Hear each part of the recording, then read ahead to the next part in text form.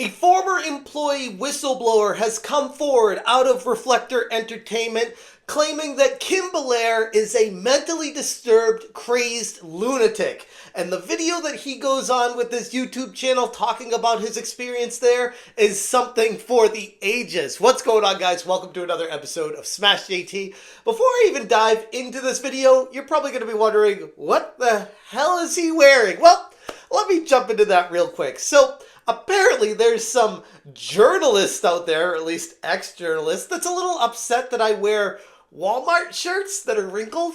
So I figured I'd wear a shirt that my daughter made for me today. I'm so proud to be a father, and I love my kids so much. It's the greatest gift I could ever have in my life, and I'm proud to show this off for everyone. Because I really don't give a crap what is on me. It's what's inside that matters. And I'm confident in here, I literally don't care. This cloth that goes on me.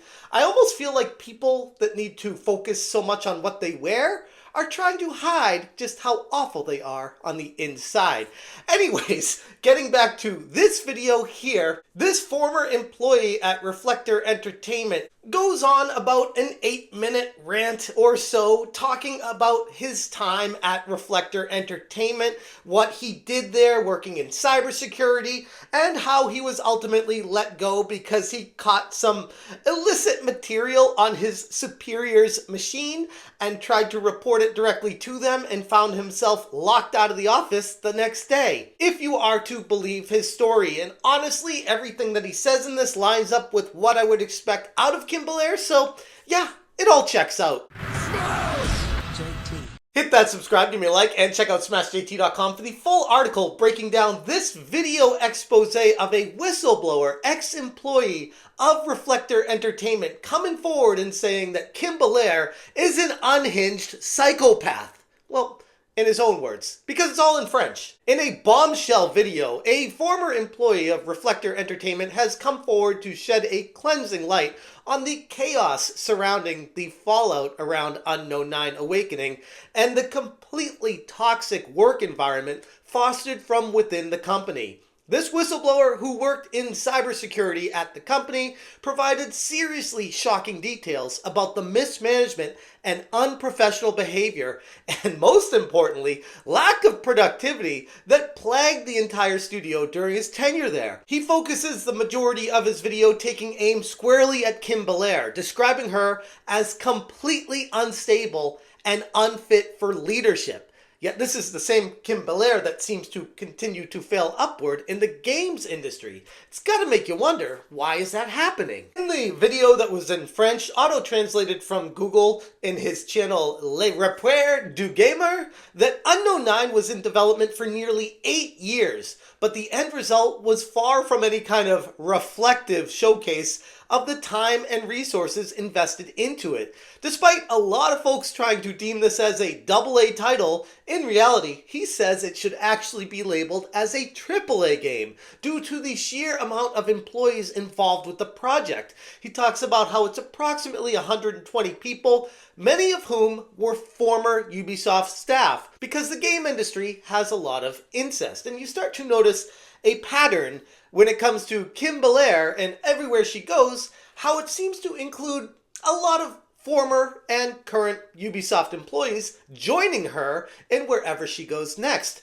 And she being a former Ubisoft employee herself, I guess it kind of makes sense. These are friendships she's made along the way. But it's just weird how all this DEI stuff always seems to center around Ubisoft. The game failed to meet even the most basic of expectations, and according to this whistleblower, the blame falls in line with what I covered in my previous video about Reflector Entertainment, talking about the lackadaisical work culture. Employees were spending time on watching YouTube videos instead of working, chatting at the water cooler, and drinking beer on Fridays as early as noon, which I guess if you're in like a up-and-coming startup tech company, you can get by with doing stuff like this as long as you're working when you're supposed to work. The problem is, according to this whistleblower, no one was ever doing anything. The whistleblower goes into further detail about the lack of productivity, stating that the workplace was rife with toxicity.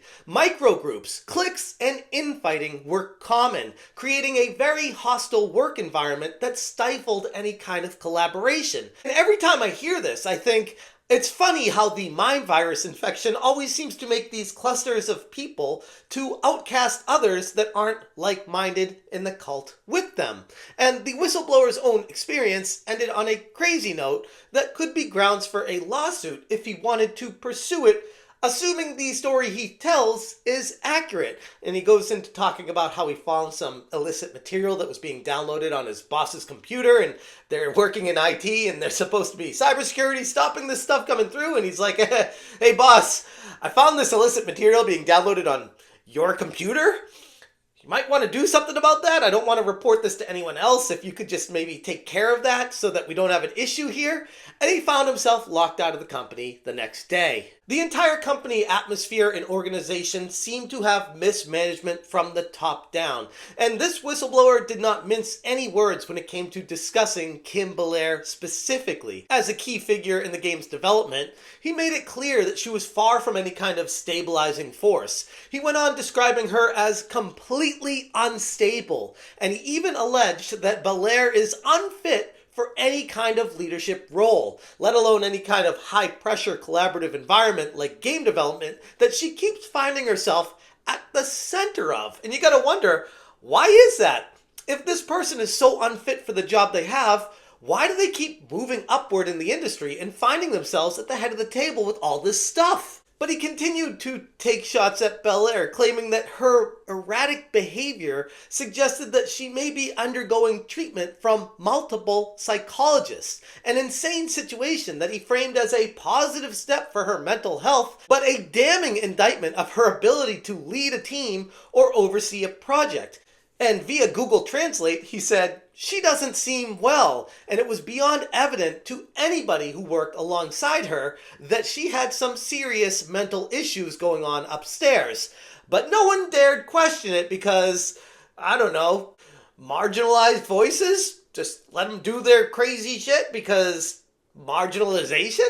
Now, I haven't been one to go light on Belair over the past year or so after learning of her involvement within the game industry, and for good reason. Belair's leadership style has been criticized by a lot of people in the past for prioritizing any kind of activism over productivity, and this whistleblower's new testimony here comes in video format reinforcing any of those concerns. If her work on Unknown 9 was any indication, her focus on external narratives rather than core game development contributed to the game's ultimate failure more than anything. This whole situation is beyond wild to me. Anyone that had a single massive failure in their career at the same level of Kim Belair's multiple destructions would be out on the streets immediately looking for a job in a different industry. But for some reason with Kim Belair, she continues to fail upward with massive multi-million-dollar projects coming crashing down one after another, and she's got all these backroom deals, friendships in the LinkedIn, and patting people on the back, and everyone just loves her because of her established presence in the industry, even though that presence is a destructive force. The whistleblower's account paints a very grim picture of a studio plagued by mismanagement, wasted resources, and extremely toxic leadership. While the failure of Unknown 9 Awakening obviously can't be attributed to one person alone, Kim Belair's leadership role as a key figure in the project has to raise more of those pesky, serious questions about her qualifications and priorities. Her behavior, described as unstable and erratic, underscores an even broader issue facing Reflector Entertainment during their tumultuous development cycle. And in the end, Unknown 9 is going to serve everyone a good reminder of what happens when a studio prioritizes that whole DEI image and optics over real, actual, meaningful leadership and productivity. If Kim Belair's approach was any indication, it's clear that the game industry needs to take a much closer look at who it continues to elevate into these leadership positions and whether they're truly equipped to deliver the results that gamers deserve. And as it's been going so far, Kim Belair has been producing anything but that. Anyways, I'm going to leave it there. If you guys want more information, check out smashjt.com for the full article and the links, resources, screenshots, and everything I could find, the full translation, analyzation of this. Yeah, it was an only 8-minute video, but holy crap, did it expose a hell of a lot more about Sweet Baby Inc. and Kim Belair than I ever could have expected. If you appreciate what I'm doing, hit that join button. Thank you so much for watching, and as always, you stay smashing. So when I saw that opening at Reflector, it was for me the opportunity to evolve and to do this in a more professional setting. I applied, and next thing you know, I'm a technical artist. C'est plus aussi cool que ça l'était avant, puis j'espère que ça va clarifier certaines choses à mon sujet, parce que non, Kim Belair et moi, on n'est pas des grands amis. Hey, t'es-tu fou, là? Je veux dire, je les ai exposés en tabarnak. Donc...